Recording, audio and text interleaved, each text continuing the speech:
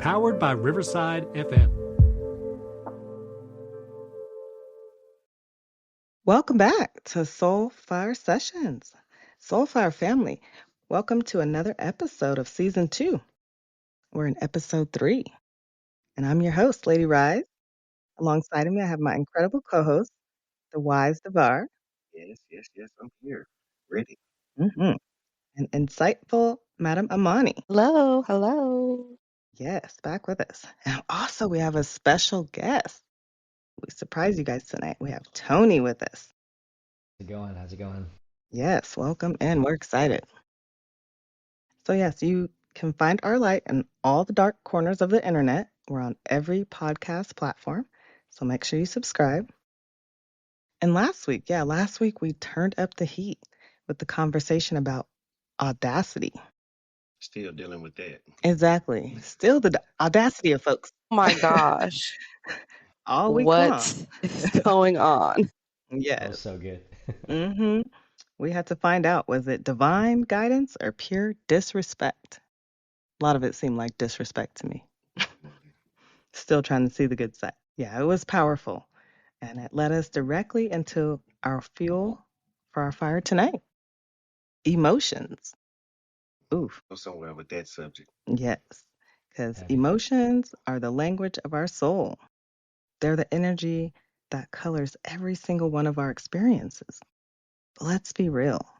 We're often taught to put a lid on it, to not be too emotional, and to manage our feelings, or even just be ashamed of them. But what if we saw our emotions not as a problem to be solved, but as sacred data to be understood? That'd be amazing. This is where the ancient map of our body's energy system, the chakras, become our guide. Each chakra is a power center for specific emotional frequencies. When the energy flows, we feel balance. And when it's blocked, we feel the storm.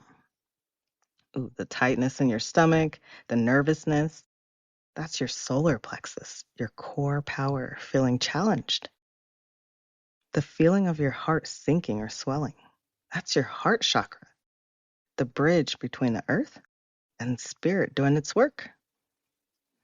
The words stuck in your throat when you need to speak your truth, that's your throat begging for expression. So, to help us master the art of transforming our inner energy, we are absolutely honored to have Tony with us, our mental wellness alchemist. He's going to join us today and we're going to talk about these emotions. So, Tony, welcome. Welcome to the Soul Fire. How are you? Thank you. Glad to be here, and thanks for having me. Yes, appreciate you. And so, with that, we're going to pass the torch to Devar, my co host. He's going to light us up. How are your emotions doing, Devar? How are you tonight?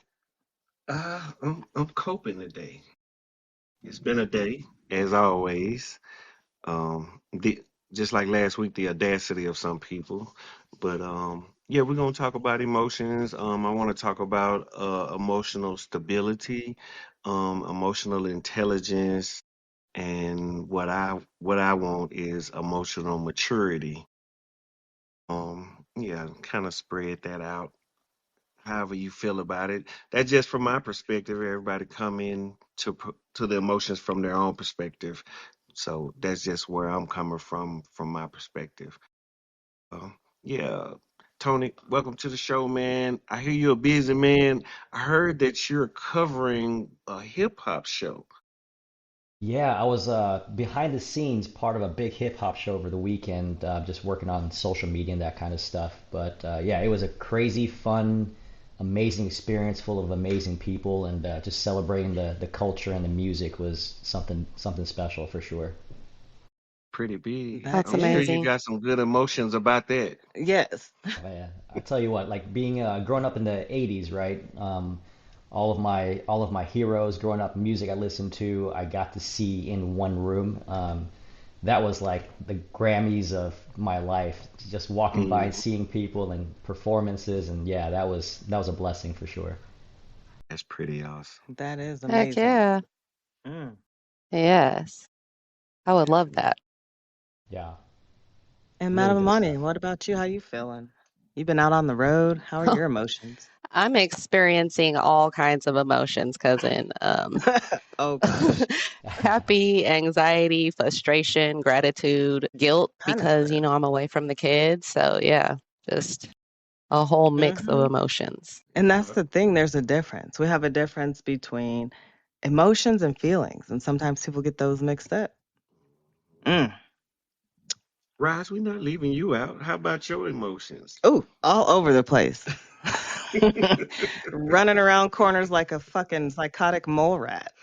She been going Gosh, crazy. today I don't know So what true. it was. I'm like, I feel like every time we try to record or do an episode, there's all kind of energies attacking me, trying to stop this. They're like, "Oh, you want to do an episode about emotions? Here you go." We had to ring the bell, cousin. Yes, before we even started, just all kind of stuff going on. Like, Some spiritual warfare hitting you.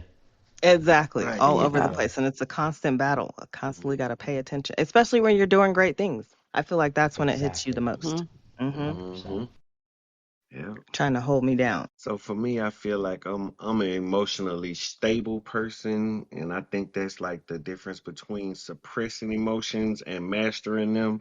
I ain't gonna say I mastered them, but I'm pretty calm when it comes to the storms and stuff. Like some things that would normally have a lot of people acting irrational, I kind of be calm in the room. So, and I have a way of calming other people down also. So I I definitely call myself emotionally stable. The emotional intelligence part is the part that I want to learn, like how to tell when how other people's emotions are just by looking at how they're acting and carrying themselves and stuff. So Mm-hmm. that's something that I want to practice at.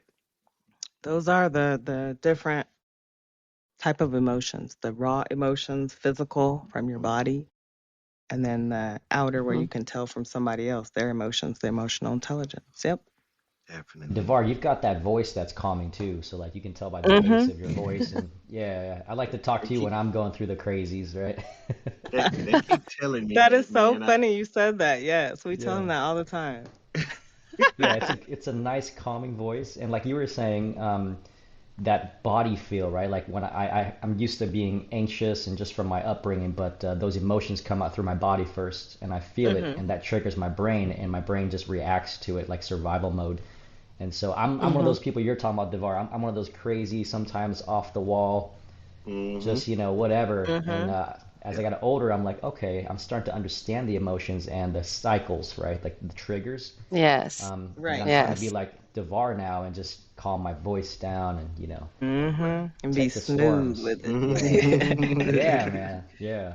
I love that. Like Yeah. they said, emotions teach you if you listen to them and don't just react immediately as soon as something happens. You got to think about the situation and process it. Once you learn how to process, then you can work your way through the emotions, but that takes, some training, some time dealing with it and everything. But I call myself a Gemini, so I'm more of a I think about things more so than I feel, should I say. And that's the thing is Hmm. feelings are different. People think they're the Right. same. They want to intertwine them, but feelings are different. The emotions are the Exactly. raw physical data from your body that's giving you, it's the unedited signal. That's the signal. Or the unconscious physical reactions. And then the feelings are the conscious Hmm. personal Yeah, interpretation of those emotions. yeah. Right. The psychological But reaction. when I say I think more than I feel, I mean you feel emotions. Feelings are the mental associations and reactions we have to the emotions. Exactly. So, Well said. Yeah. Well said. And my hmm wife's a Gemini, and the reason why we're together is because I'm that crazy hot fire, just all over the place, and she's the Gemini. She's like, let's talk it through. Let's think about it Exactly. first, and before we start throwing it up out of our mouths, let's process. And I'm like, let's process later. right, right. So yeah, Right. I used to be that way. it's tough. Exactly. Like Didn't two want to years face it. ago now, yeah. Right. Mm. hmm It's tough. We was It's a just hard thing talking to about do. earlier how much has changed over a year in our lives. Mm-hmm. It's crazy. The last year has really been different. Mm-hmm. Well, if you don't start to change or acknowledge it, then you keep hitting that same wall and you're depressed and you're Yeah. So the easiest emotion that's out there is anger. It's the surface level or the secondary emotion, and it rises and erupts mm-hmm. like immediately if you don't think things through. So you definitely have to think things through. Sometimes it's hard to help, Right. you know. It's hard, depending on how you grew up, right? If you had a certain childhood and all that stuff. So I had a pretty rough childhood with my father being a certain way, and so when I had a son, I found out, the past few years, I'm like everything he does triggers me, and I get angry. And then five Hmm. seconds later, I'm like, no, I'm cool now because I just processed it, and Yep. it wasn't Mm. that big of a deal. And now he's like, Dad, you're bipolar, and over years of that, I'm like, maybe I am. I need to fix this, Right. because I don't feel angry. It's just that it just comes out, right? Like it's just like this Yeah. thing. And Yeah. And that's the easiest emotion I feel like that most people know how to express, regardless of what it yes, is. Yeah. yes, Mm-hmm. That's the natural emotion that comes out. It's basically a protection mode to protect the other emotions. Right. Yeah. And- yeah, But you need to realize and think about what are those other emotions need protecting from. Right. Well, that's why they arise. You have to scan your body. You have to check your whole body out and see why those emotions are arising. Hmm. Your chest is tight. Is your jaw clenched? Because it's physical too. Hmm. Yeah. What is it coming from? And I Tony, found as a man, I get that what you were saying about your childhood with your father. Boys are taught that big boys don't cry, and then of course you grow up into a grown man that feel like he shouldn't be able to cry, but sometimes you got to let those emotions out. They get built up and turns into something else. Right. yeah, yeah. My dad was he ran away from the he escaped the Vietnam War in '75, and so he came Mm, with a lot of trauma that he put into me.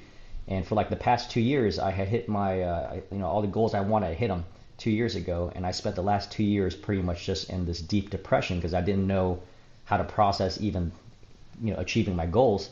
And then I'm telling you, I used to go. My wife would leave the house, and I'd be at home by myself, and I'd just be crying. I'd have Wow. I'd have something on that, just sit there and cry for like 20 minutes, and when she gets in the house, I'm wiping it off, and I'm just like, yeah, everything's cool, I got this, whatever. yeah, But yeah. you know Mm-hmm. what I You mean? got to Like as a put guy, on it's a like, strong face for 'em. Mm-hmm. yeah, yeah. And my dad was always like, you gotta be a man and do all this stuff, and I understand that part of it too. That's no problem. But I think when it affected my relationships with my children, I was like, oh, okay, now this is where it's. And like you said, the body, it doesn't lie to you, right? It starts in the Mm-hmm. stomach, it goes up your chest, your heart. I had heart palpitations a couple years ago too, and I was just like, I think I'm gonna have a heart attack and die from something. But Right. Hmm. Man, me and you are very similar. My daddy issues were a lot different, but it definitely affected my romantic relationships because I Mm-hmm. didn't know how to be with those people. Like I would get frustrated with them, I would shut down, I would be silent. So now I've definitely um, been able to work through that and like listen actively and then respond without interrupting and, getting angry and bringing out the feelings that I had towards him in those relationships. So, yeah, definitely get that. Right. yes, it's like fuel. You just that's the easiest emotion to feed into. And you can just let it go like wildfire. And as a man, I was like, I gotta carry these things on my shoulders. Like moms have mom remorse when they stay away from their kids, and everyone's got their issues. And a man, we're just kind of like, if my wife says something, I'm like, I got you, honey. Like if we don't make enough money this month, I got it. Let me handle it.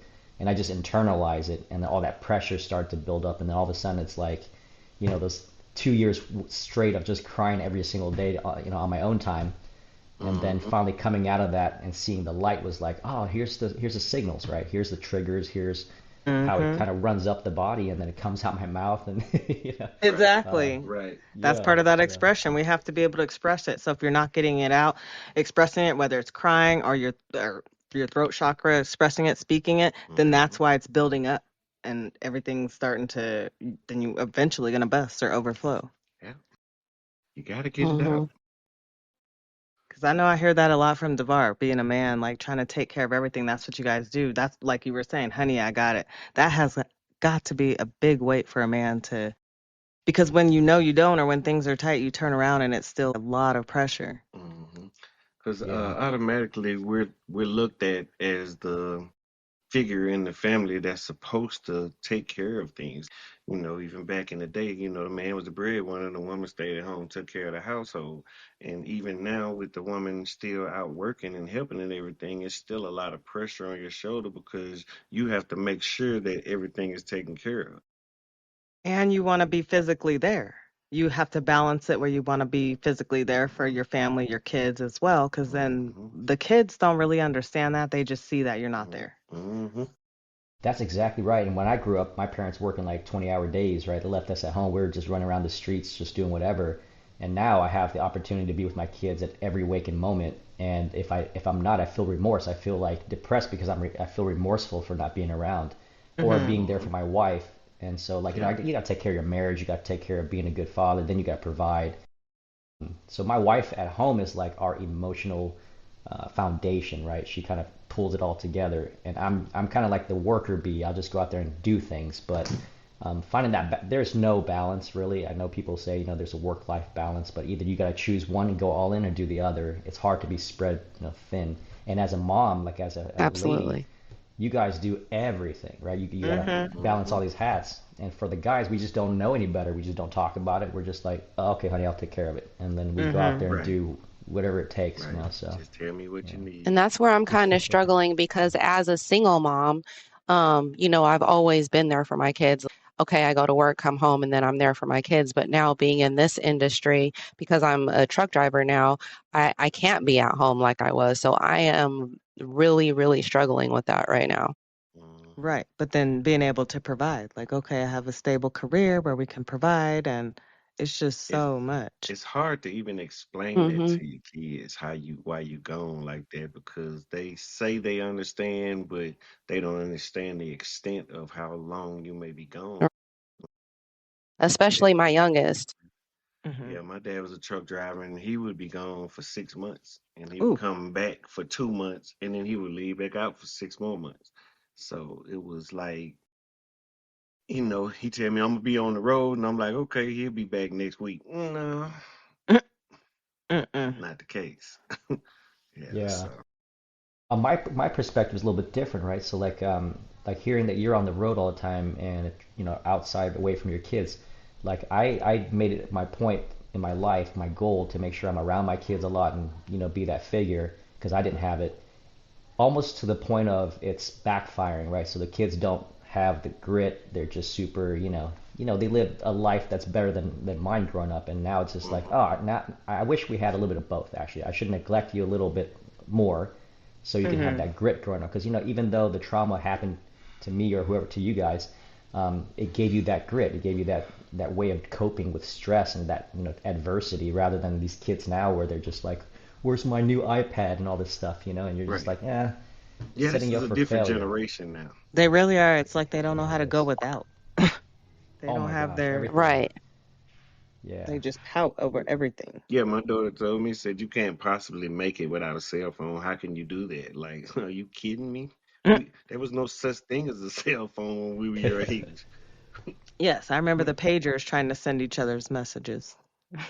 Those were the best though. Two-way Hmm. texting and pages. Yeah, those were Yeah. nice. Hmm. You know, Hmm. we Yeah, used to have then you had a to go find a Coca-Cola paper. can that we smashed up and kick around. I mean, that's all we had to play with for 7, 8 hours a day. So, Right. You thought you was the biggest, baddest person on the street when they came out with walkie-talkies that you could play with. Like, yeah, yeah, I still feel like it made us more creative, though, yeah. and more for creative sure. and Yeah, more Hmm. friendly. We were more emotional, intelligent back in those days because we had to talk to each other. Hmm. If you wanted to go out with a girl, you had to write on that paper, go talk to her. Do you want to go out with me? Yes or no. yes, yes. Now No it's text just, I don't Yeah. messages. know. Right. 100%. Yeah. Yeah, these kids they text each other and then they get in the room with each other and they don't say a word. Like, what's happening? Hmm. Like It's my son creepy, with his man. little girlfriend, he doesn't say they will want to hang out and all this stuff, and then finally get them together and they get to hang out and don't say a word to each other. I'm like, So Okay. we had like a little family in the room, and it's 8 of my little cousins all sitting in the same room, and everybody's quiet, but all you can hear is their phone dinging, and they be laughing. They're texting each other. In the room. See? There's Mm-hmm. something wrong with that. That's just so strange, right? Because Right. we're the hybrid culture where we grew up with the old school and the new school stuff. And then now the kid, I came out to the garage one day. My daughter was laying sideways eating Doritos and texting her friend, which was right next to her, doing the same thing. And I got so mad. I'm just like, hey, let's get up. Let's hit the field. We're gonna go run around a little bit, do some stuff. And it's the culture now that the kids are growing up with. But then Mm-hmm. you don't want them to lose that because that's where the future is headed with the technology. But it's just like I don't know how to balance that either. So who knows? Right. It's Yeah. all about balance. Because I get exhausted being on technology. I'm like, ooh, how do y'all do it? Posting and this and that. That's a lot. If I would have started when I was their age and all young on it, though, you'd probably be like, whip up a quick post and all that. Right. But just getting into this thing, it's like, woo. Yeah. I hate my phone. I can't stand answering it. I don't like looking at it. It just drives me Right. crazy. Yeah. Right. It's anxiety going off. It's like, oh gosh. I bought my phone to watch movies on, man.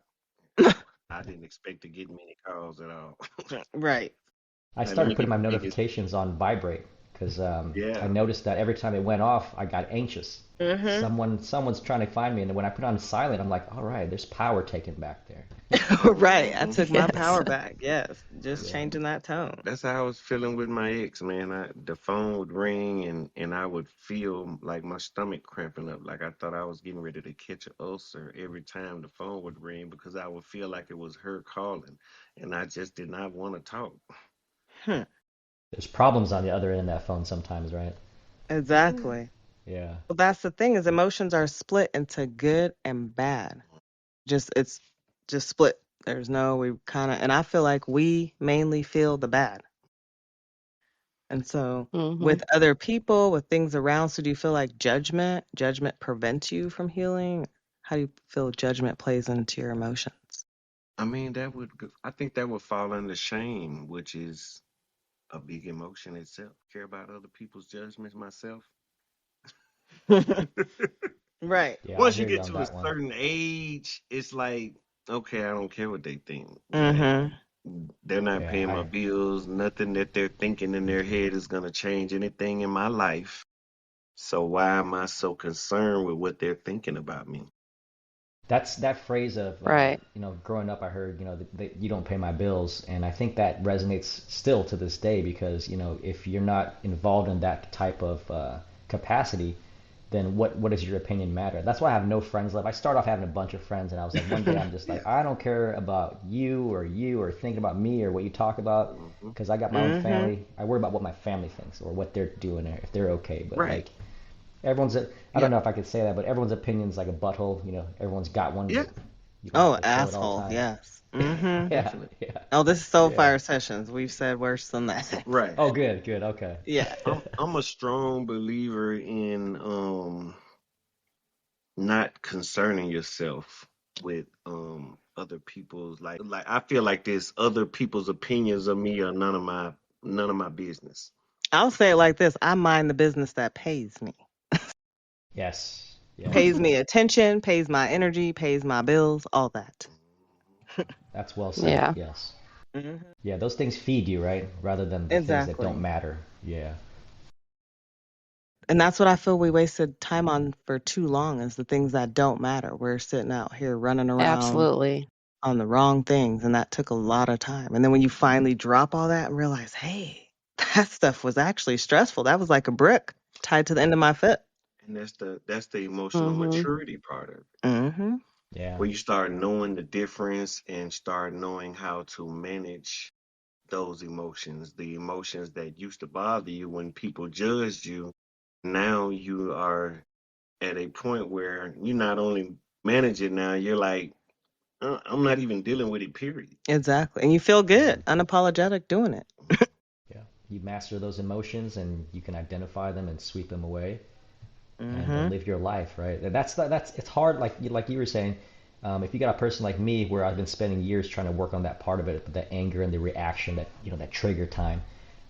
Once I was able to slow it down a little bit, I was like, oh, that emotion was actually not that big of a deal, and I don't feel that type of way about that emotion like I used to. It was just tied to a bad memory, and it came out. And now I'm just like, yeah, you cut me off on the street. The first initial thing is like chase him down, and then now it's just like, oh, he must be in a hurry or he must have an emergency or something. I'm gonna be on my Let way. me Not get you out know the way. that. Mm-hmm. Right. Yeah, Exactly. yeah, And for me, it's yeah, hard to make me upset. I've always been that way. Now, when I get upset, like you might need to bag up and leave me alone for a few minutes. But I can't stay mad long because I think about what's happening. Like, and then I think about the importance of it. Like, how important is this on a scale for me?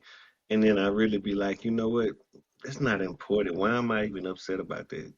Mhm.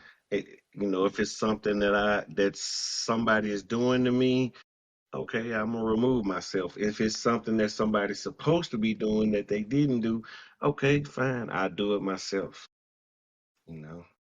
Well, yeah. I think that's what I happened is as we grew wiser, we were able to name it, and that helps us Mm-hmm. to be able to call it out. I wish I could download the Gemini's brain because that if I can have that part of it, I feel like I've got both sides and I'd be like super pretty decent, right? So I told my wife, Right. I'm like, can you What's just give me some of that sauce, just a little bit? what's your sign, Tony? I'm a Leo, so I'm just all over the place. Okay. Yeah, Yeah. it's like the yin and yang, and it works real Mm-hmm. nice. But Hmm. yeah, That's an interesting combination. it is. At first you think they're not compatible, right? Because at first you're like, well, this is a lot. But Mm-hmm. yeah, over time I found out that most things she tells me is 99% correct. So if I just go with what she analyzed, I love she took that. the time. Yeah, she took Right. the time to process it. I'm like, well, you took all that time to process it. Let me just go ahead and trust it and go with it because what I'm doing is not working. Right. So, Right. you know, And where did y'all meet? we met in St. Louis, Missouri. She was a foreign exchange student from Europe, so she went to school in Missouri, and I was best friends with her brother. And so he's like, "Hey, take my sister out on a date on to the dance or something." And so at first I was like, "I'm not feeling her too much. She's not my type. She's from Europe. We can't even communicate." Oh, But wow. 25 years later, 26 years later, we're still together. Wow, that's I amazing. love that. Congratulations. Yeah, I love Thank that. you. Yeah, man. And that's Yeah. usually how it happens when you don't expect it. Exactly. And you don't have expectations, when you get Mm-hmm. married, everyone has like this certificate. Now I'm like, oh, I have to be a husband and she's got to be a wife and all Mm-mm. these unmet expectations. And we're like, we're just going to go day by day. Mm-hmm. And should this thing not go right, then it's all good. But if it's, we'll just I roll with it. feel like people look at the idea of it being something bigger than what it is. Nothing really changes but the legality of it. Your That piece of names, paper, the right. piece of paper, you're still going to stay the same people that you are now. You just got a different title. I And the kind only of thing I feel find, like when you put that title on it with the system, it's almost a curse. You're putting a curse on it because nobody said to do that. You just need to do it under God. Under God, He Hmm. sees you, and that's what's going to fuel Mm-hmm. it. When you turn to God, that's what, not the government. They're not Right. going to help you in your problems or. Right. They make it hard to get in and harder to get out of. Mm-hmm. yeah, they put you in a mess. But like for me, when I got married, I was pretty crazy and wild until literally that day where we got married, and I was like, I woke up the next morning. I said, I think I'm done with all this crazy stuff I've been doing, and let me commit to this woman because now she's my wife. And ever Wow. since then, it was like nonsense started slowing down. I was into some crazy stuff in St. Louis, I tell you that. But now it's just Yeah, like my definitely wife, as a you know. man, you have to make up your mind. You come to that point in your life where that stuff is behind me, like way behind me, Hmm. and you just got to let it go. It goes both ways too, though, because there are some women out there that get married and they're still doing weird stuff. And they have emotional So they've baggage. got it. So where does that term come from? Emotional baggage. Because I feel like if you just rose and you said, "Okay, I'm married now. Now let me commit to her." Didn't you come into it with some emotional baggage? I You weren't. think that term comes from not releasing things, and they constantly come up because you haven't worked your way through that issue, whatever it is, whatever those emotions are, you haven't processed them, and you're bringing them into the next relationship, and they're getting laid on to the next person that you're with. Hmm. Mm-hmm. Well said. Yeah, I think all that baggage that you come with, if they weren't resolved, then like Devar was saying, you just pretty much bring that to the next one, and all those guardrails are still up, and then you treat the next Mm-hmm. person like they did something wrong to you, rather than just releasing it and saying, okay, this is a new person, give them a chance. But yeah, Right. that's exactly right. Because I'm like, you can bring some baggage, but one carry on only. You can't check in more than a bag. One carry-on only. We're not going to have bricks I and love bricks that. full. Me Yeah, too. Yeah, One I mean, carry-on because only. everybody the got plane's gonna certain crash. issues Right. that they haven't resolved, but you definitely don't want, like, a whole caravan of bags and Yeah, stuff coming behind you. yeah. There's a weight limit on that plane. Exactly. Hmm. Because I feel like we're Yeah. never really truly healed. But if you meet somebody where it fits, the puzzle piece fits, then you're willing to go through some healing and some of that stuff with them. Hmm. Right, Hmm. exactly. Because I've kind of seen that in me last night when I got irritated with my person. I was just like, Hmm. I didn't confirm that I was still in it. I just kind of like ignored it and was like, okay, well, have you too. Have a good night too then. You know what I'm saying? And Hmm. to him, it kind of felt like I was just not giving a fuck. But I Right. still, I still do care. I just didn't say that. So Hmm. yeah, Guys can't go get to bed defensive. mad. Hmm. Yeah. Yeah. Guys get defensive real quick, right? You say something that kind of touches on their ego a little bit, or they're like felt disrespect, all of a sudden it becomes a problem. And my wife and I have Hmm. been fine for the long, like a decade or 2 decades almost. And then all of a sudden, 2 years ago, I started feeling some type of way about my own self. So I found out that I was not feeling good. I was depressed about other things like business stuff, right? And so I Hmm. was laying that on her. I didn't know I was pushing that onto her, and so she responded accordingly. But for me, Hmm. I was like, we sat down and I said, I've never been this close to maybe possibly divorcing this woman that I've been together with for like a quarter century. And then we sat down and broke it down, and I was like, you know what? We didn't give each other enough grace. You're raising all these kids, you're taking care of the house, I'm doing this other stuff, and we just didn't give grace to each other. You're having a Ooh. shitty day, I'm going through Hmm. it, and now we look at each other and we're like, we want to kill each other, and it's not you or me, it's the situation, right? So it's us against the situation rather than us against each other. Right. Hmm. Hmm. You Yeah. have to attack that Yeah, together. Yes. Yeah, everybody yeah. plays a Yeah. part in the household, in a family.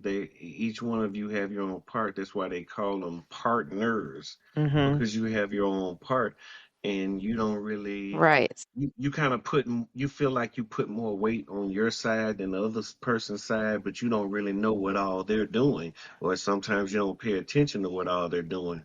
So that's why I'm a firm believer in communication. Let's talk about it. We're not leaving nothing off the table. Ain't nothing too uncomfortable to talk about. We're not leaving no stones unturned. Let's sit down and talk. You say your wife tell you, let's sit down and talk. And that's how we get an understanding of what the other person is thinking. If I don't know what you're thinking, then I'm gonna start thinking what you're thinking in my head, and that's not gonna be what you're probably thinking. Hmm. So we Yeah. need to Hmm. communicate and get those thoughts out so each one of our emotions won't be clashing with each other for no reason. Yeah, that's wise, man, because Absolutely. it's like what you're saying is not what I'm hearing, right? So like, all I was feeling insecure about me providing, and so everything she said, I was like, oh, so you're saying that you're doing more than I am. I'm lazy, or I'm not Hmm. getting it done, and vice versa. I'll say things to her, and she's like, oh, well, I'm doing all this stuff, and so when that happens, the miscommunication causes all this friction, and then and the next thing you know, everything goes downhill, and you're near divorce, and when you talk about it, you're like, man, I didn't feel that way at all. That's not my intention, and then Definitely. it could have Wow. Right. been an Yeah. easy fix, yeah. Especially when you're listening and then you're just listening to respond, that's kind of how it starts going downhill. Hmm. Hmm. Because your subconscious mind, you're already feeling that guilt, that shame. So you're just trying to hurry up and respond and defend and put your sword Right. up. Mm. And guys do that a Hmm. lot, right? I speak for myself, but you say something to me, it processes quick, and then I'm just like feeling some type of way about it. And it's mostly just ego and, Hmm. being That is being a ego. guy.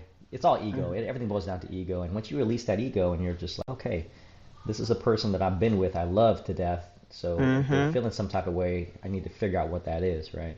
Whether it's right or wrong, it doesn't really Right. matter, but yeah. Yeah, I used to be that way, Tony. I kind of sit back and process things more now than I used to. But yeah, I used to flare up and would be waiting on them to finish getting, finish the conversation, finish their sentence. Hmm. so I can jump in. I'm there like double dutch. I'm ready to jump in and spit right back at you. Like that's not productive though. So now I think before I speak. Even when my ego feels like it's bruised, they may see a look on my face or something, but I'm not gonna say anything until I actually think about it. And like I said, everything goes on a scale for me of importance. How big it is for me is if it's a big deal, then I'm gonna come and sit down and be like, "Can we talk? Let's talk about this." If it's not a big deal, I'm just gonna let it go. Okay, that's not a big deal. I can live with that. Yeah, I need to download that into my system, man. I'm Right. telling It's you. kind of like being in a relationship and living with somebody. You never live with somebody. They got little quirks. You may snore. You may leave the toilet seat up or something, get fussed at some, but that's not anything that you want to leave somebody over. So you kind of have to put it on a scale. Where's the importance level of this? Okay, if it's something that I dislike, did I say something to you about it and it keeps happening, then we got to sit down and have a conversation. But before you even get into those type of relationships, you need to know what you can deal with and what you can't. That's why I always say when you're dating somebody, talk about everything. Don't leave anything off the table because it may be some things that they do that you can't live with. Mm-hmm. And it's better to know before you tie the knot. Well, Deal that's the breakers. reason why we have to be able to sit with ourselves and all of that, and hurt people shouldn't be moving on to hurt other people because all emotions, whether they're positive, negative, it's data. It's data for our body. It's a signal. And so we need to stop and pay attention to those signals. Exactly. If it's anger, it Mm-hmm. could be you need to set a boundary or something. Why are you getting angry? You Mhm. need to acknowledge that emotion. It has a boundary been crossed, and that's why you're angry. And then Yeah, sadness. identify and label your feelings. Mm, Mhm. exactly. Because in sadness, Yeah. that's loss. You're feeling loss of something. Why are you Mhm. sad? And we're not really taught to balance out or check in with all those emotions or Mm-mm, feelings. Mhm. The main one is just anger, not at just all. pop off. Yeah. Yeah. Like Hmm. you So they said, say anger often steps in to defend the softer emotions that feel too raw to show. Things like hurt, someone crossed a boundary. Fear, Hmm. you feel unsafe or out of control. Sadness, you've lost something or you feel unseen. Shame, you feel not enough or rejected. So Hmm. it's the anger is trying to protect those. You need to figure out why. yeah. And that's Mm-hmm. what they say. They said hurt people, right? Like that's the pattern. And like you said, Devar, It's like that absolutely that true. that anger is like that orange peel, and once you get through, it's the soft part inside that you don't want anyone to get to. So Right. it makes, Hmm. yeah, but it's easier said than done. And I think as you get older, you start Hmm. to settle down a little bit, and you're like, I see what's happening to me now. Hmm. Yeah. Mm-hmm.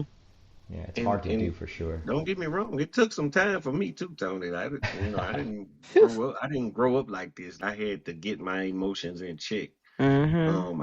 I think I was a highly emotional child. My emotion was kind of unstable. I used to cry a lot when I was young. But I think It that was probably helped you also, now. Probably yeah, I helped you. think that was also because, like I said, my dad was gone a lot. I kind of got raised by my father. So I still had male figures in my life. And then when my dad would come home, everything was all good, but he was gone a lot. So, Yeah, Hmm. I mean, and my upbringing, my father was a raging alcoholic, and he did things to my mom and myself, and and he was kind of like a gangster on the street too. So he would, we'd be in these crazy, unspeakable situations where I was like a 6-year-old riding in a car being chased down by the Italian mafia because my dad had gotten into situations with them, and then holding guns and just all these crazy things that a kid shouldn't have. And Hmm. that's so I that sound associate like that the with being little. a man. Hmm. It's the loo. It's the dirty, is what we call it. It's bad. It's bad, but like that brought with me. I'm like, okay, so that's how you be a man. That's what you should be doing. That's how you should act and drink and smoke Hmm. and do these things on the street. And then I'd realize I'm like, that will get you killed, right? And you'll lose your family, which he eventually did. He lost his kids. My mom finally left him at 60 years old. Mm, Mm. Um, just nonsense. And I'm just like, oh no, that's the anti me. You know, I don't Exactly. mind That's being, not what I want to do. yeah, I'll be vulnerable. I'll be emotional. If it's gonna fix me to be emotional and talk about it, I'm gonna do that, right? So I'm not gonna Exactly. So you have to. Hmm. basically breaking a generational curse in your family by being Yep. uh, open, you And know, that's amazing. emotionally open, and Mm-hmm. that's That's intelligent. exactly why I do not drink, because Yes, Exactly. my ma'am. both of my parents were raging alcoholics. So I yeah. Mm-hmm. had a I had They a call it family of spirits, right? alcoholics. All the men, the Mm-hmm. ones that wasn't on alcohol, was doing drugs. So Hmm. yeah, definitely saw a lot of that. And they were coping, right? They had to use that to cope with their upbringing. And I'm like, I have no hatred towards my father or anybody like that because I know he Hmm. went through some stuff. But the drinks, man, they're called spirits for a reason. Mm-hmm. It Hmm. puts something inside you, And I loved it. I love like right now I want to pick up drinking again, but as like a hobby, drink some scotch here and there and taste things. When But my you body doesn't allow it, so. Hmm. when you think about the science of it all, alcohol is poison. Mm-hmm. Your liver fights off toxins and poisons from your body. You drink the alcohol, which is poison, it's poisoning your liver and overwhelming it all at once, and that's what gives you that high feeling. Mm-hmm. So basically, you're poisoning yourself. Hence Right. the But headache afterwards, right? Just feeling Right. like right, crap. but in moderation, it can be enjoyable, but at the same time, you're still poisoning yourself. Mm-hmm. 100%. Yeah. Yeah. So with all the emotions and trauma and all of that, how do you come to controlling them? How do you feel like you come to control your emotions after going through all the trauma and the hurt? Me, Stepping back, taking deep breaths, yeah. just Yeah. using techniques that will help you understand what you're feeling and then respond if it's somebody that's taking you to a place you don't want Mm-hmm. to be. Yeah. Right. Yeah. Yeah. I woke up in the middle of the night about 6 years ago. I had started my company and it wasn't doing so well. And at 2 o'clock, 3 o'clock in the morning, I woke up with my heart just like I felt like it was going to stop. And so I found a breathing technique by a Swedish guy named Wim Hof, and he Mm. literally saved my life because I was like, okay, breathe, like Shantae was saying. I wasn't breathing when you get tense. You're not breathing right, and this whole thing I Hmm. studied for a year, and that kind of reset my body. But then I spent some time homeless with a child. My wife was, pregnant, and then during that time, I found my faith, which helps me. It's not for everyone, but for me, I found my faith in a motel room, living there for like 5 6 months, and Hmm. that's my anchor. That kind of stops me from reacting and just kind of saying, okay, so what's going on Hmm. here? Like I pray about it, think about it, and just have Mm-hmm. a second to stop before That's you. my You anchor can have too. time to think when you're alone. That's Yeah. Mm-hmm. that's kind of been my grace of being in the truck. What saved me and got me getting me out of that ugly marriage that I was in was being alone in the truck and starting back to realize who I was because I had lost myself over time. So definitely being alone and thinking things through. That's what helped for me as far as my emotions is thinking because before I was thinking I was acting out. Mm-hmm. And and then for me also communicating with the other person, and it all depends on if there's someone that you can communicate with. If you can't communicate with them, it's kind of no way for you to handle those emotions with them. You're just gonna be angry a lot Mm-hmm. or hurt a Right. lot. So it's best to get away from them. Right. And I can't imagine being a single parent, right? Like, I've tried. My wife, handed the kids over to me for less than a half a day, and I feel like I'm about Mm-hmm. to kill everybody. I can't make some. I just heat up some food. They can have some cereal. They're alive. I'm like a babysitter. Right. So, not having someone to talk through that, you just go through double the fun, and you have no Mm-hmm. one to process that Absolutely. with. So, like, I much respect to single moms out there because you leave the kids to a male, they might not make it. Right. And then it trips me out. That's why it trips me out when there's moms out there that actually act crippled, like they can't do anything, Hmm. because there's a lot of strong ones out here. And I've been a single mom forever. And so it's like, wow, you can't get up and do anything, cook, nothing. Some of these women have it so good and then take advantage of it. Yeah, Yeah, I've got Mm-hmm. I had to go ahead, kick go ahead. my dad gear up a notch growing up because I for some reason was choosing bad baby mamas. So I was having to step in and be the mature parent in most of the situations. And I guess I just thought about what I wanted when I was a kid, how I would want my dad to be. Like I was very playful with my kids and stuff and had fun with them. But at the same time, I got a firm hand too. Hmm. And they definitely Yes. can tell you that. So it's respect going on, but at the same time, daddy is the fun parent. Mm-hmm. I get in trouble for being the fun parent because they'll like I'll give my kids stuff. They're like, "Hey, Dad, let's go do this. Can you buy me this?" And I'm like, "Okay, cool." And the first thing they do when they get home is tell my wife. They're like, "Hey, Mom, look what Dad just bought me." And I'm like, "You just snitched on me. Gosh. So Right. how can I be the fun dad?"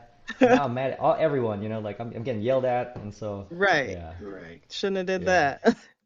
Well, Oh. I'm known for being the fun parent, so ain't no point in fussing at me about it. You shouldn't have left him with me. We going to do this. Now, at the same time, my kids know the difference between when I'm playing and when I'm serious. I made sure that they learned that before they was walking good. Like, you gonna learn when I'm serious and when I'm not being serious. So Mm-hmm. that's Absolutely. something that you have to put down because they will walk over you and not respect you if you don't 100%. show them where the line is. Hmm. Yeah, yeah. And for the dad, the fun dad, that's kind of a thin line sometimes. My son kind of crosses it because, he thinks it's all fun and games until you become dad and all that. But my question for Hmm. you guys Mm-hmm. is, let's say being a single parent, how do you feel about, when you're having custody of the kids, right? Like, of course the justice system is a certain way, and like you were saying, some moms act like they're helpless, and some dads hide all the money before they get divorced, and it just becomes this crate, and the kids are set in the middle. So Mm-hmm. how do you guys cope with that part of it? Because I can't imagine how bitter it can get, right? For that kind of issue. I'm going through that now, Tony. Mm-hmm. Mm-hmm. Exactly through as we speak. Oh man, Wow. Yeah, I'm I going can't through that imagine. right now, man. I'm She sorry. wants to take sole custody of my daughter. She wants me to pay alimony. That ain't happening. I ain't hiding money. And then, I'm good with her keeping my daughter to stay with her because I'm still a truck driver. I'll be out and everything, and she at home. I'm definitely gonna have to have my visitation rights and all of that, and my daughter be able to come and stay with me and stuff. It's very it's a very emotional situation, and yeah, I done shed a few tears about it. I say that. Yeah, because you guys know on TikTok, I'm doing that dad supporting dads movement thing, and I hear so many stories from the dads talking about how there's like they get no custody of the kids, they have no visitation Mm-hmm. rights, and I'm like, unless the dad is absolutely, something's crazy happening here, right? How do you deny somebody from seeing their kids and then making them Mm-hmm. pay and then all this stuff? I can imagine every situation's different. And from the woman's perspective, I'm sure they have their reasons, but I'm just like, I don't. How do you deny that? Does that do more You need to damage bring than me in on that, Tony. I need to hear some of these conversations that these guys are having because this is what I'm looking at right now. Mm-hmm. Yeah, they're writing to me, man. They're just like, hey, yeah, I haven't seen my kids in God knows how long, but I'm out here working 14, 15-hour days to send money. And they're crying. Some of them are crying when they're talking to me about it too. And I'm just like, man, I can't fathom a system that allows that, where it's not fair and it has to be tried in a certain way where it's fair, right? Because like ladies, all love, you birth the kid was inside you. We have to learn how to love the kids afterwards. It's not biologic. It's not in our body. Mm-hmm. But we have that same connection too. So unless the father's abusive, he's drug Hmm. addict, things On like that. drugs, right. Right. Mm-hmm. Yeah, yeah, yeah. But I can't Yeah, imagine what you're going through. Yeah. Yeah, it's definitely a lot, especially being that I've been there, since birth, and for my situation, her mother has basically turned her against me. She doesn't talk. My daughter doesn't talk to me at all. She's 15. Hmm. I can't even get her to respond to a text. Well, you might be onto something, Devar, because my daughter's 14, and for the past year or so, I guess I don't know that age group. She stopped. We were like best friends. She stopped talking to me. She kind of every time I saw her, she was kind of repulsive. She's like, "Ew, it's dad." She doesn't want to talk to me Hmm. until recently, and she finally came back around, and I'm just loving every second of it. But if the parent is turning the kid against you, that's just, oh man, I can't imagine talking smack about my wife to my kid so my kid can hate her, and it just does like double Right. damage, you know? Right. Yeah. Yeah, So but I wrong. don't It's like have you're not any even love. thinking about the kid at this point. You're thinking about your emotions Exactly. and Hmm. how you're feeling. Yeah, I don't have any love for my ex, but I would never badmouth her to my daughter. It was the same way when my mom and dad got divorced. Like, mom, even when I would get mad at my dad, my mom would be like, "I'm gonna need you to calm down. You ain't got but one father. He gonna be your dad regardless." So she always made sure that we got to spend time with my dad and everything, and she never badmouthed him in front of us. Mm-hmm. That's a emotionally mature person, right? That's hopefully we get all to that space. But yeah, I mean I understand, and again, like we all been talking about, that anger triggers all this irrational behavior and thoughts and feelings, and you just damage yourself and people around you, hurting people around you again. So Exactly. Yeah, Hmm. and then it all progresses depending on the age group also. So like when you're dating and you have a child out of wedlock, um, and then you end up a single mom because a lot of these guys don't love the kids because they didn't love the mom. So it's like they don't love the mama, so they don't want to be around. They don't want to know the child. So it's just a different age group. Well, for me, being single mom for 14 years now, I just have a different side of it. I just decided back then, I was in Cali when I had him move to Colorado. I'm just going to do this thing myself. I don't have the time, the energy to worry about what he's doing if that's what it is. Because, I have faith, like Tony was saying. I put my faith in God. You Hmm. knew this was about to happen, so you're going to have to carry me because I'm not worried about that man. He's Hmm. doing what he's doing. I Hmm. got to support and take care of this child. So You you did what cover you needed me, to do. and fill in the spaces where I need you to because I cannot worry about him. And it worked amen. out. Right. Yeah, because like Hmm. you said, it's already been written, right? He wouldn't put you in that situation. It's already going to happen. So I mean, he hmm wouldn't let it happen if he doesn't take care of it. So Right. yeah, And I was not going to that's be arguing Yep. with him because that was the thing with him. He was an addict, and I was not going to be fighting that. That's not something that I can fix. That's something else. I have to worry about Right. this child and take care of this child. Yeah, So, you got responsibility. He can jump up and walk away, hmm but you still stuck with that child. So you're like, let me just go ahead and handle this. If he do something for him, then he does. But if he doesn't, I can't be worried about it. right. Yeah. And that's another thing about being a man is I joke with my kids all the time. I'm like, hey, dad's gonna go out and buy a pack of cigarettes and then never come back. We laugh about that. That's like an inside joke. But I'm like, I saw my dad do the same thing. My dad had a second wife, and she was good friends with my mom. And the kid that he had with that mistress lady, I was babysitting, right? And he would be at my house one day and her house the other day. And it was just this weird arrangement. And so he Hmm. would literally leave for like a week or two and come back, and I'm just like, man, is this normal?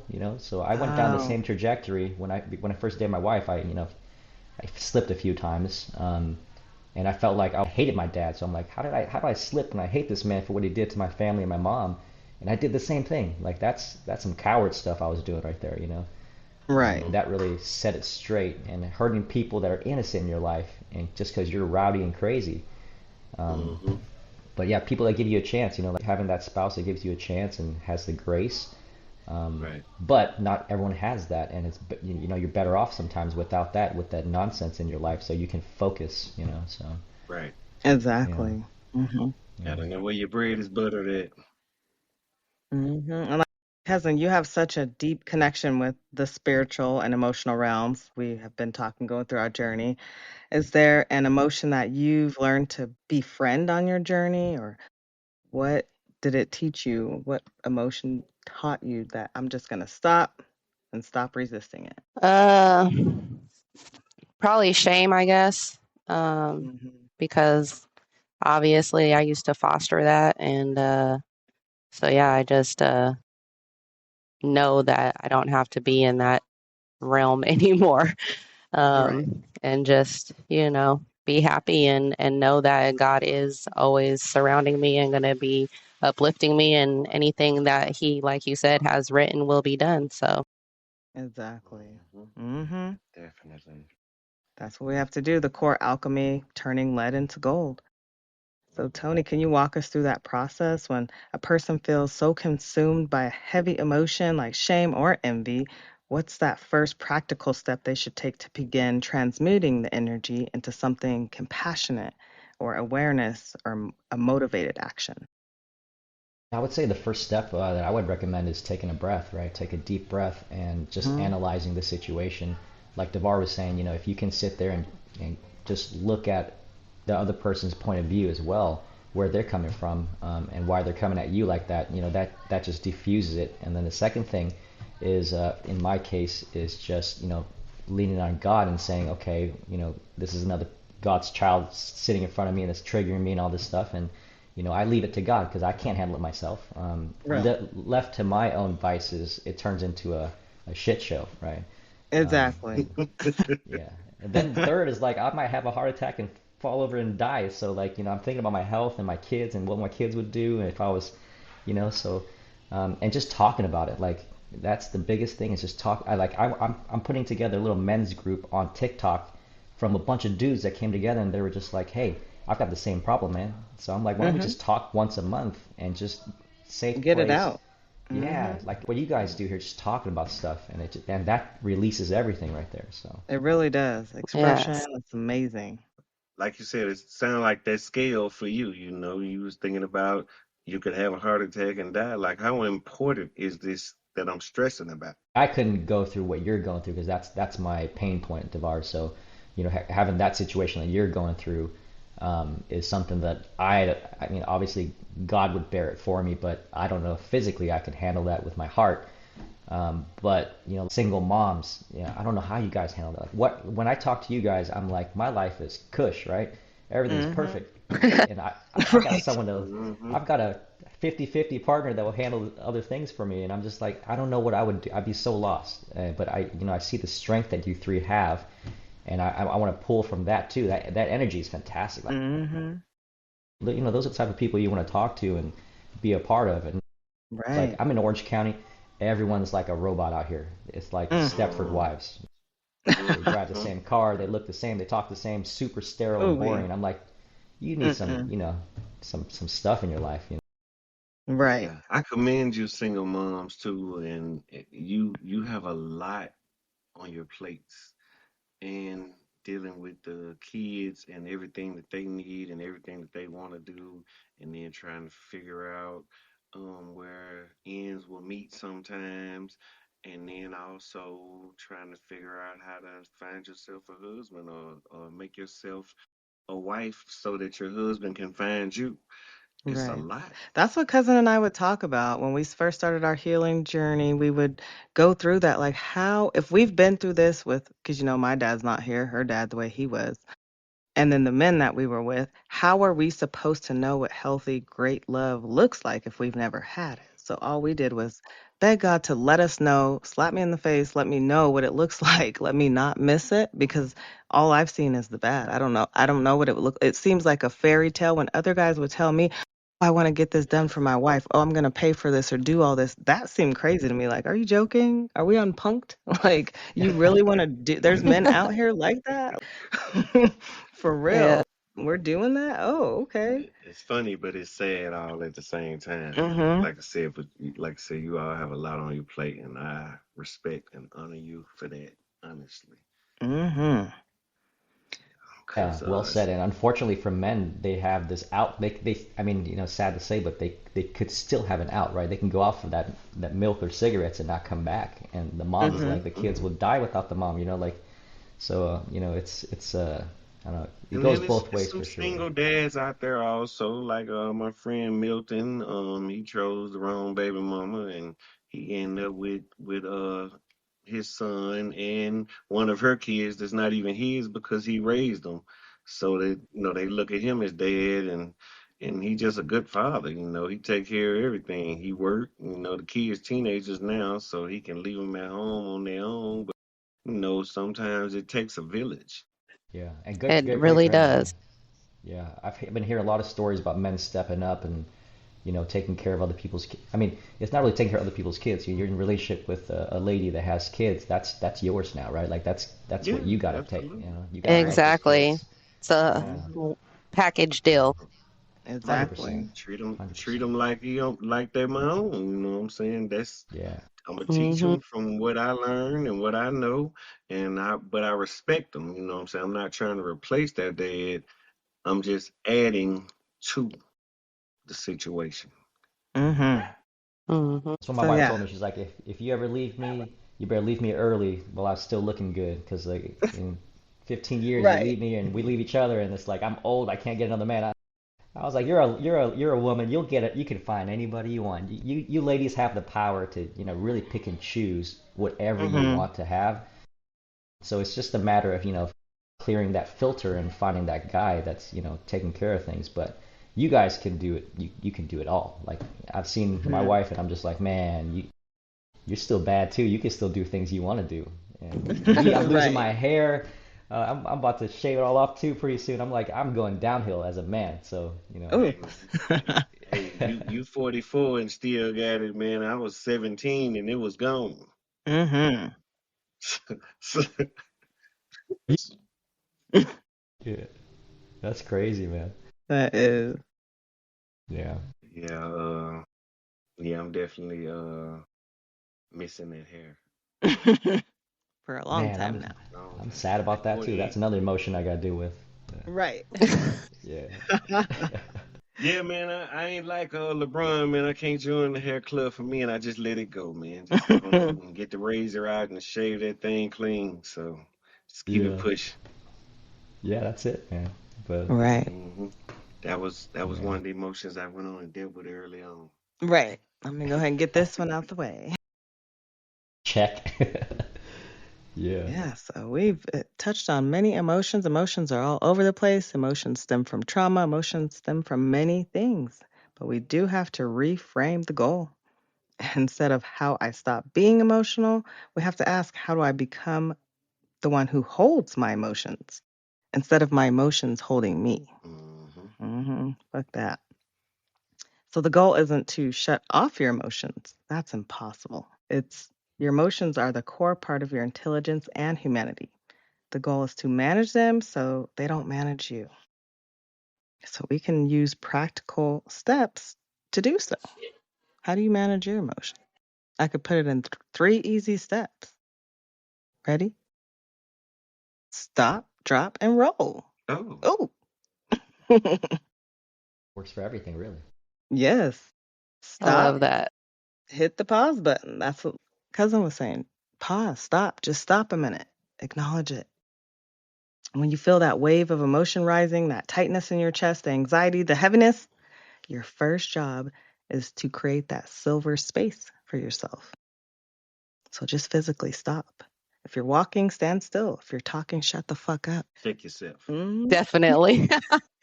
If Preach. you're about to send a text, just put the phone down. Right. Yeah, that ain't worth it. If it's giving you anxiety, just put it down. Breathe, like Tony was saying. I love that one. Breathe consciously. You know, you can elevate yourself, get high off breathing if you breathe the correct way. Absolutely. Opens all the blood cells in your mind. It's called a natural high. Mm-hmm. So, yeah, take a deep breath. In 4 counts, hold it for 4 and out for 6. The longer exhale activates your body's natural relaxation response. You don't need to calm all the way down. You just need to interrupt that panic and that anger attack. Mhm. And it works because it stops you from being on autopilot and just reacting. in a way that you'll regret later. Mhm. Mm. So that's the stop. Then we're going to drop. Ooh, drop into your body, your senses. Emotions are physical experiences. And when you're in your head and you're spiraling, you need to drop your awareness into your body and be in the present moment. Mhm. So acknowledge it. My chest feels tight. My jaw is clenched. My face is hot. I'm sweating. Mhm. Acknowledge those feelings, your physical body. Yeah. Name the emotion. I call that assessing the situation. Exactly. I want to IRAS it. There you go. We IRAS the situation. Keep your eyes on the prize. Yes, we want to name it, give it a clear and simple label. This is anger, it's anxiety, it's hurt, whatever it is, sadness.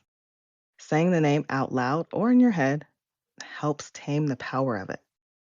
And then you could use the 5, 4, 3, 2, 1 grounding techniques. Yep. Look around. Find 5 things you can see, 4 things you can feel, 3 that you can hear, 2 you can smell, and 1 that you can taste. That's the 5, 4, 3, 2, 1 grounding technique. And it works because it just pulls you out of that chaotic story in your mind and into your safety of that physical present, which is often much less threatening. And finally, we're going to roll. Shit, we're rolling with the wave, not against it. So now that you're more centered, you can work with your emotion, not against it. Get curious, not critical. Ask yourself gentle questions. What is this emotion trying to tell me? Anger might be signaling that you have violated a boundary. Sadness might be a point of loss. And fear might be trying to protect your ass. So pay attention. What do I need right now? A boundary, comfort, rest? Do I need to express myself, speak my truth? All of the above. Right. Yes. And then go ahead and choose your response. This is where the power lies. You can't control the emotion, but you can control what you do with it. So if you're angry, instead of lashing out, you can say, I'm not too upset to talk about this. I'm going to be rational right now. I need about 20 minutes to cool down, and then we can continue. Then go for a walk or punch a pillow. Just make sure you're calm and cool before you talk about Bottom line, take a reset. it. Exactly. Instead of spiraling, you could write down your what ifs and write down what's challenging you or why you're feeling that way. Write it down. Just try to channel your energy, your emotions elsewhere. Positive. If you're sad, instead of isolating yourself, you could call a trusted friend or, like I was saying, write in your journal or watch a comforting movie. Some people like comfort food, but just don't overdo it. Don't do too much. Yeah. And that works to transform the emotions from master into messenger. You listen to its message and then make that conscious decision, adult decision about what to do next. That's the stop, drop, and roll. It's funny because when you first said I stop love that. roll, I was thinking soul fire sessions. I'm like, okay, about to catch on fire. We finna stop drop. That's what's crazy. Stop, drop, roll. I Just like guess. how you do with the fire. Exactly. Hey, you caught it. I love to play on words. Yes. So the bottom line is you don't stop being emotional. You learn the skill of emotional agility. You are not a bucket that passively gets filled with emotions until you overflow. You are the ocean capable of experiencing massive waves on the surface while maintaining a deep, still calm within. I like that. The waves are the natural part of you, but they don't define your entire being. So be patient with yourself. This is patience, not perfect. We're not working on perfection, progress, and everybody's at their own pace. So every time you use these steps, you're building a muscle of emotional mastery. Yes, so we're building ourselves up and understanding and naming our emotions. So yeah, that's going to lead us to our community fire. Any questions, anything you guys want to talk about during our community fire, what we're going to throw on this log, what we're going to talk about next week? Anything. I'm perplexed over here, y'all. I've never heard Devar perplexed. That's a new one for me. DeVar always has something to say. First of all, I want to thank our guest, Tony. This episode has been enlightening, I'll say. Mm-hmm. I love it. Definitely. I feel like I gained a lot from it. Everybody's perspective was pretty rich to me, so I appreciate all of you all. Mm-hmm. Yes, Tony, I appreciate you for being here. Thank you for bringing your energy, your insight. I love it. Thank you for having me. I really appreciate you guys. I'm coming out of this feeling much better than coming into it, to be honest with you. Nice. You know, Good, good. just feel a lot more grateful talking to everyone and getting your perspectives and man, we could do this like 3 times a week. I might be a better father and husband. That's what we like. That's why we call it Soul Fire Sessions. It gets it out. And then after you talk about it, people will be feeling good. Like, ooh, that really helped me. Because that's what we want to create, this Mm-hmm. space where we can just get it out, be true, raw, real, authentic, creative. Definitely. Mm-hmm. Yeah, I 100%. love that. It was great. What a powerful and transformative session. And thank you all for sharing and being here with us.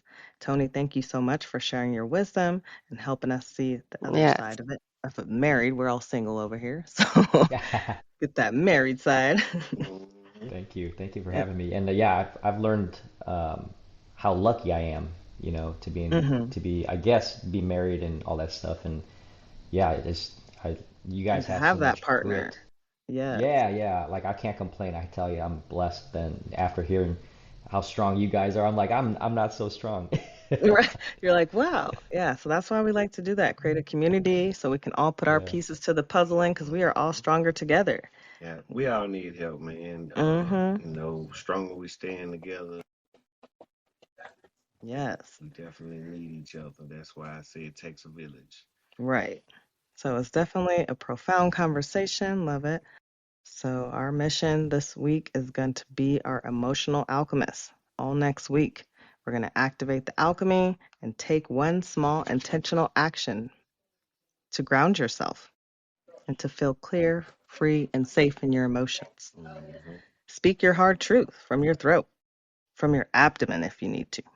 Hmm. The goal is not to erase the feeling, but to honor its energy and consciously direct it. So, thank you all for sharing your time, energy with us. Don't forget, I'm Lady Rise, your inner balance architect. I also have Devar, Madam Amani, and our guest, Tony. We're going out, reminding you to keep stoking your inner fire. And until next time, make sure you subscribe so you never miss a spark.